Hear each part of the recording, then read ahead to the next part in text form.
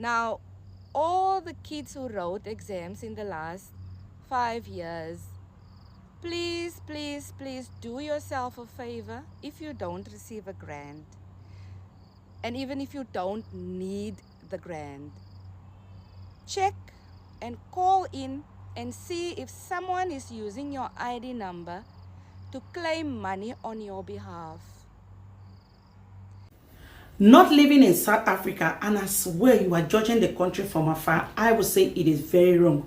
Because most of the South Africans that you see that behave in a certain way is because of the things they've experienced, the things that they've encountered, and the things that they've seen from foreigners. If I tell you that there are some foreigners who are actually benefiting more than the citizen of the country, how will you feel? But that is the truth. There are some foreigners who are benefiting either through the payments or through the housing more than the citizen of the country. Now tell me, how will you feel if it is you that is from that particular country? Hi, beautiful people. Welcome back again to the space. This is your getting out a little bit of everything. In case you are seeing this face for the very first time, like I do say, please do not make it your last. Do well to subscribe to my YouTube channel and don't forget to turn on the notification bell so you always be the first to get notified each time I upload a video. And if you are a returning subscriber, like, trust me, I am super grateful to you. Thank you for always stopping by to come watch my videos. I remember an incident that happened. Now I'm just trying to take us back a little so that you understand this video in full. I remember Chidima's mom. I'm not trying to take us back. I remember Chidima's mom during the contesting. Chidima was not allowed to contest. You know, I was like saying, oh, why are South Africans behaving like this? Oh, what is going on? Not until I heard that the mom is with an identity that does not belong to her. That means that identity that she has, it belongs to another person. Automatically, that person that the identity belongs to is no longer benefiting from the government. The person is from this country, but unfortunately, because he or she, the identity is no longer with her, she will no longer benefit from the country. You see, it is called an identity theft. That is what is actually happening.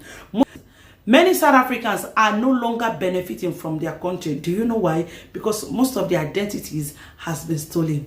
Let's watch this. The South African Social Security Agency has suspended social grant payments for 210,000 beneficiaries this month. And they are suspected to have defrauded Sassa after a verification process through the Credit Bureau discovered that they had other sources of income.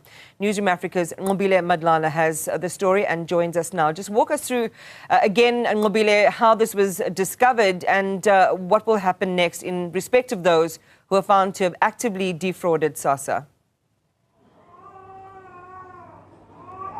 Well, Iman, it's very important for someone who receives social grant to understand that there's a threshold in terms of the amount of money that you need to earn to be able to qualify for Sassa.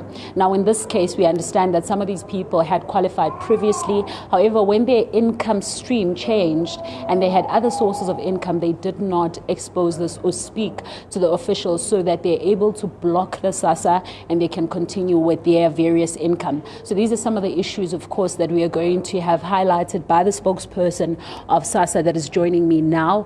And I think supposedly we'd like to know now how many, we know that it's 210,000 people, but how many of them have come forward? We would be able to release those statistics next week because remember tomorrow is the first payment cycle. But we just want to continue to plead with those beneficiaries to voluntarily come forward to a Sassa office and basically update their income status.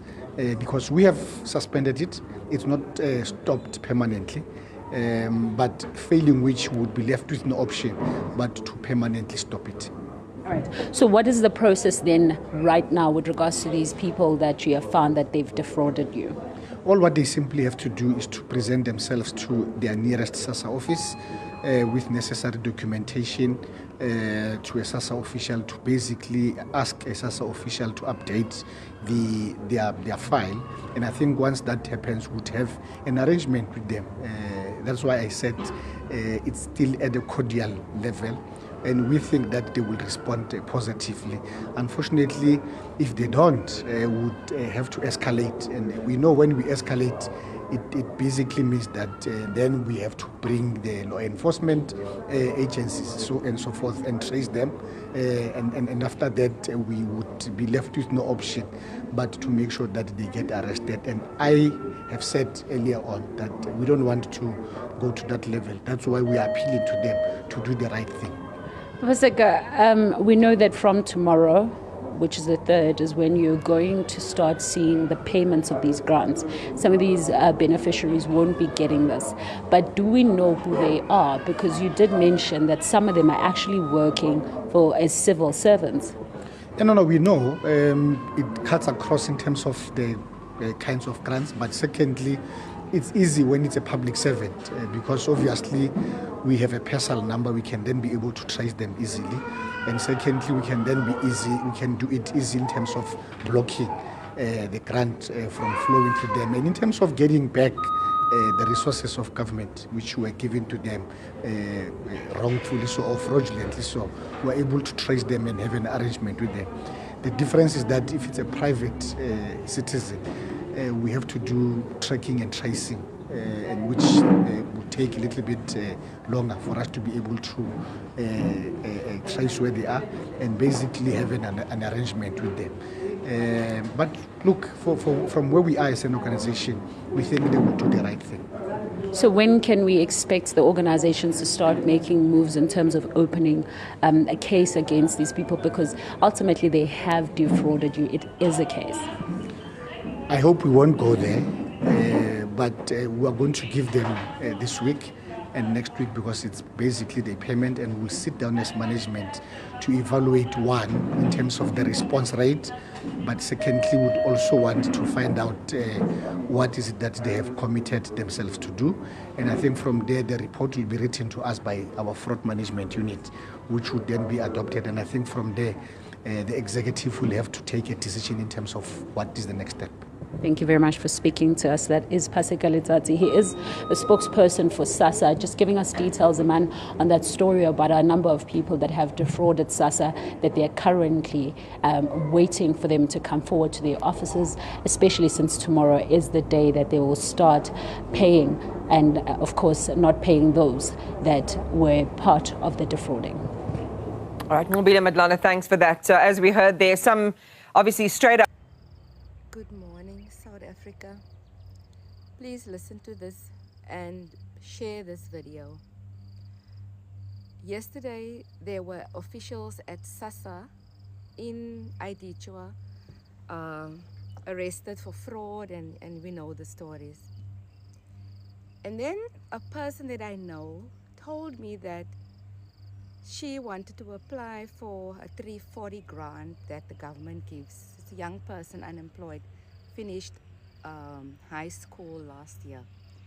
She contacted Sassa and was told that she's already getting a grant. So the long and the short of this is someone is claiming money on her behalf. And I read and see these stories every day on Facebook. And I'm trying to figure out how could this have happened.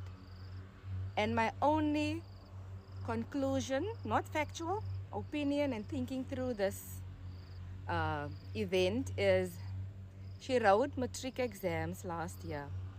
And for that, you need to give your ID document. The other place where they have access to your documentation is Home Affairs. So between the Department of Education officials who handle matric examinations, the Department of Home Affairs, and the Sassa people, there's a cartel who steals people's information and claim grants on their behalf. Now, all the kids who wrote exams in the last 5 years, please, please, please do yourself a favor if you don't receive a grant.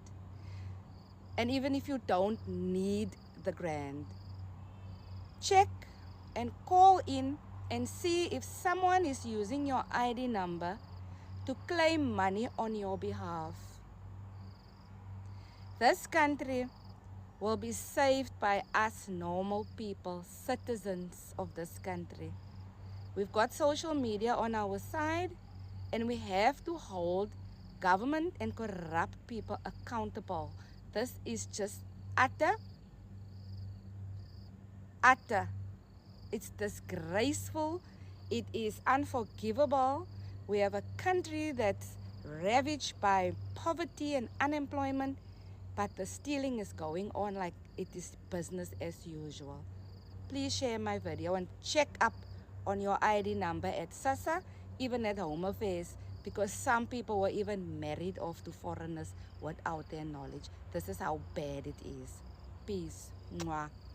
Now you see why most of the South Africans behave the way they behave, and this is just 1/4 of the reason why they behave the way they behave. You can't tell me that the things that actually belong to you, you see another person taking it and you are comfortable. Like for me, I will never be comfortable. I don't know, seeing another person taking what belongs to me, whereas I am supposed to be enjoying, whereas I'm supposed to be in charge of that particular thing. Seeing another person being in possession of it, now trust me, I won't be happy. When you see South Africans saying, oh, we don't want foreigners, legal or not legal, we don't want foreigners, because these are some of the things that you see some of those foreigners doing to them. A citizen that is supposed to be enjoying, because if you check in Africa, I guess South Africa is the only country that are paying its people. Unlike other countries where I'm coming from, my president can never ever pay a citizen. So seeing South Africans not benefiting, some of them not benefiting from what they are supposed to be benefiting from,